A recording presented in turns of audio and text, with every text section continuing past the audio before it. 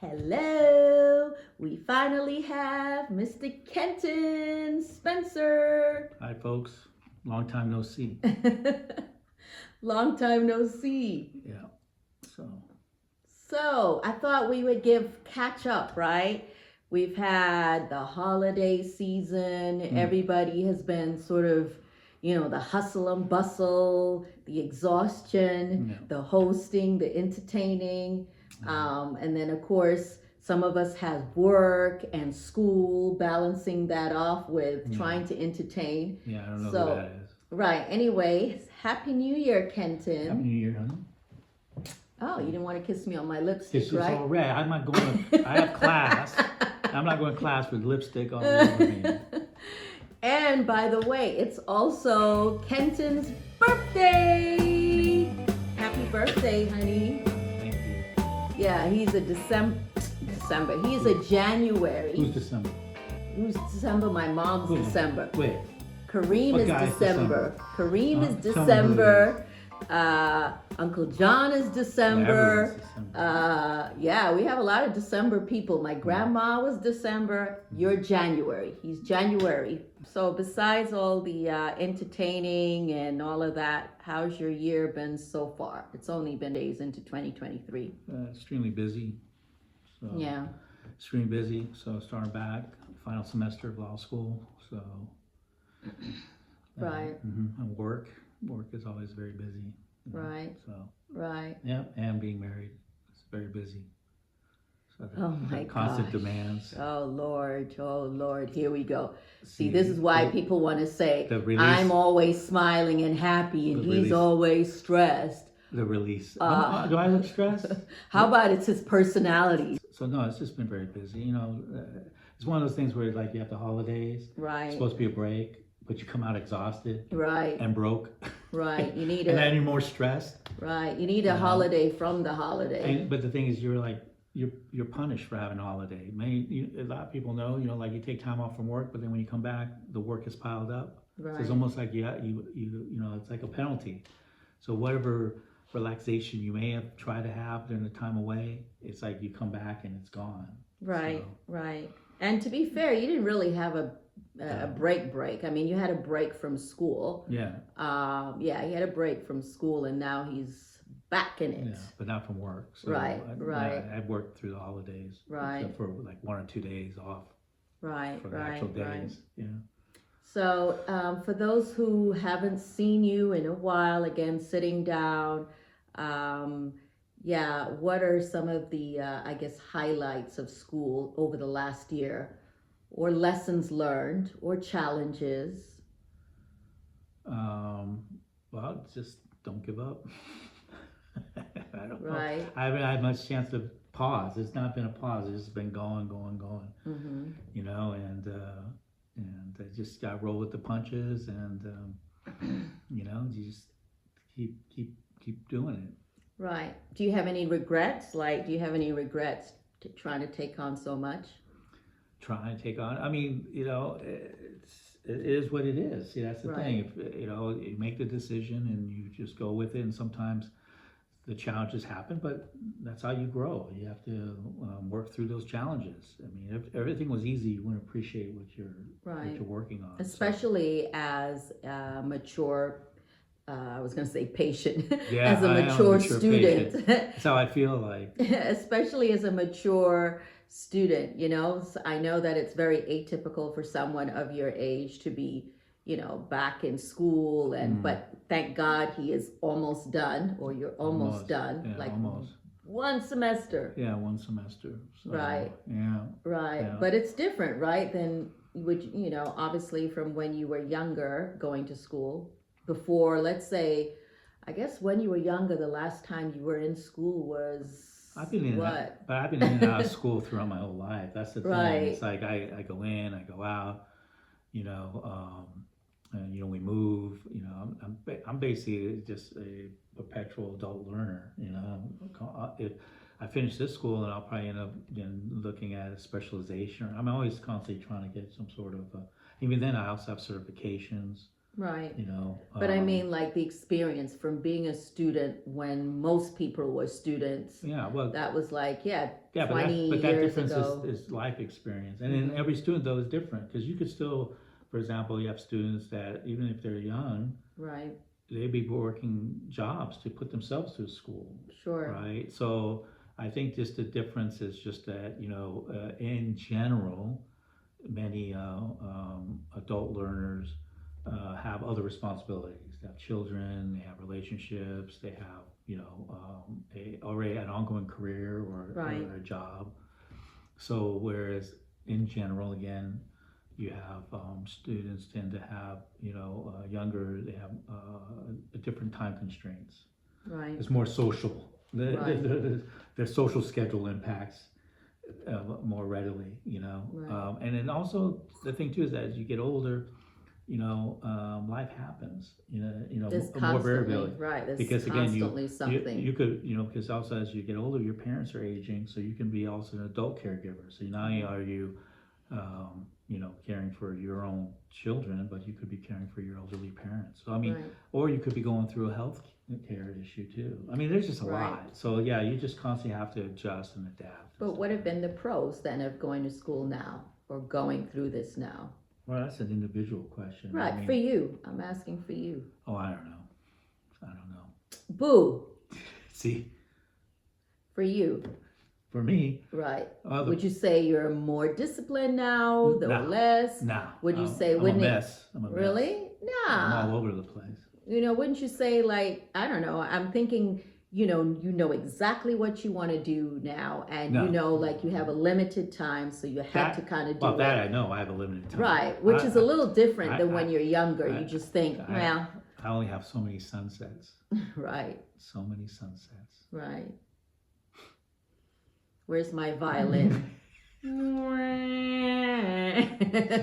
many sunsets. So many sunrises.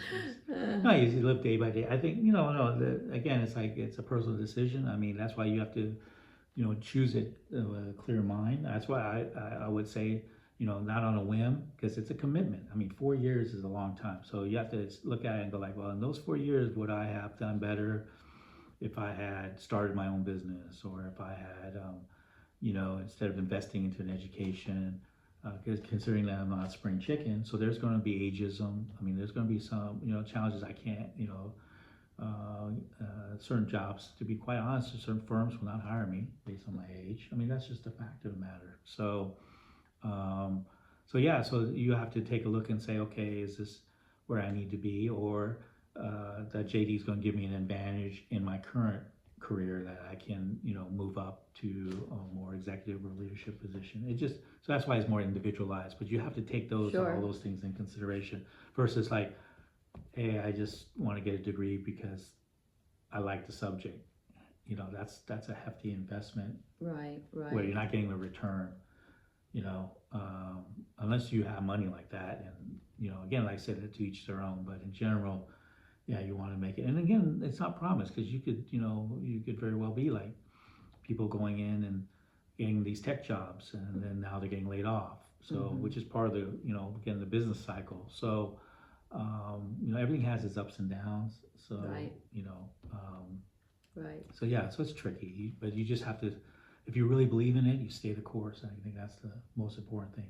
And bet on yourself. So that's what I would say. So for me, it's also, there's a lot of different things, but I think in the end, if this is really something that, and it feels, that it fits for you, then do it, Right. Now let's think different subject slightly. Highlights of 2022. I'll throw out some time periods or things that happened. Highlights, but not necessarily great things. Like I'm thinking this was the first time in a long time last year that I literally spent over a month away from you, right? When I was helping my brother and my mother move. Yeah. So what was that experience like for you with me not being present in the... Well, I mean, we had great parties. I mean, I enjoyed myself. I know I should have said, be serious, boo. Well, I mean, I'm sure there was some good things about not having me around for that long a period. It it was very peaceful. So no, I mean, you know, yeah, I don't know. I mean, for me, you know, it's you know, And would you say it's good for a relationship? it depends on the relationship. All right, was it good for our relationship for us to be apart? I mean, we've been apart before, but usually you would come, let's say if I'm away, you know, work, you would come and visit over a weekend. But this, it was literally the first time straight we went apart from each other. I mean, it's not good for a relationship, I mean, would you say, in a marriage? Again, that's too broad. I mean, it depends on the relationship. I mean, if it's, I think being apart, if a relationship's healthy, Right. it's not different. Being apart, you know, it can be sustained because you know you trust that you know you're helping your mom and your brother. I mean, you know, there was a function to it, and you also got to give each other space. I mean, it's not healthy to be on top of each other all the time. Where are you going? What's going on? Right. I mean, like you had a trip with to reconnect with your classmates from Cornell, which is very, very important. Right. I believe that's the thing. It's okay to be together, but it also nurture and have you know healthy friends distance outside, and healthy relationships outside of your marriage. Yeah, we're individual, and that's all part of it. So which has me thinking, like, we know a couple, or I know a couple of younger marriages or younger people where you find the wife is so paranoid and holding on to the husband, doesn't want him to go anywhere, or has to have cameras or tracking devices, or where you going, where you at, or vice versa, the husband that's just holding on so tight to these, you know, and you just think, oh, they're young, you know, but it's not healthy. I don't think it's young. I think if you peel back the layers, Right. and again, I'm not a therapist, so I'm not licensed, so but many times there's also looking within. You look at that, and it's not just young, but there could be unsaid trauma, childhood trauma that's being expressed in insecurities, Right. and loss. Also, you may also have although sometimes pathology, you know, obsessive controlling personality, which can be dangerous, Right. and an issue, you know. So I Right. mean, there's different layers. The bottom line, though, it is dysfunctional and it's unhealthy and it's not sustainable. Right. And many times it perpetuates, you know, because then that person pushes the other person away, and then they, you know, basically assess and say, oh, see, no one will be with me, and then they basically create that self-fulfilling prophecy, right, so, type thing, but right. it's unhealthy, and it's, right, you can't be it's, so you can't, obsessive. because again, you know, you have to, you come together, but again, you don't own the other person. They're still, you know, they have family, they have, so that's always a bad sign, is if the other person is basically trying to isolate you from, you know, other relationships. That is definitely a red flag, and you need to, you're not seeing your family, you're not seeing your friends, you need to get out, know.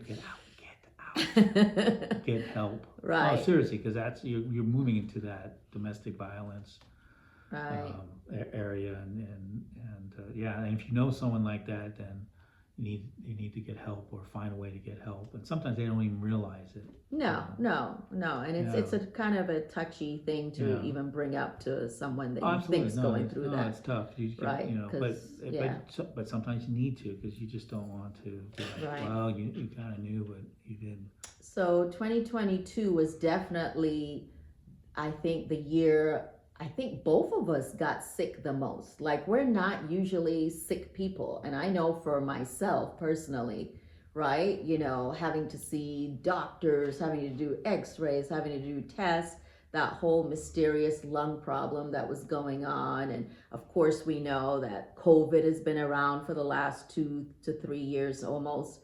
Like, I just feel like, 2022 was just the year of unfortunate doctor's appointments, and you managed to stay away from, you know, having to see a doctor, but that doesn't mean you didn't fall sick. No, I got especially when you sleep together. Well, yeah, that happens. But also, I mean, also with the work, I have to get vaccinated, and I still got sick.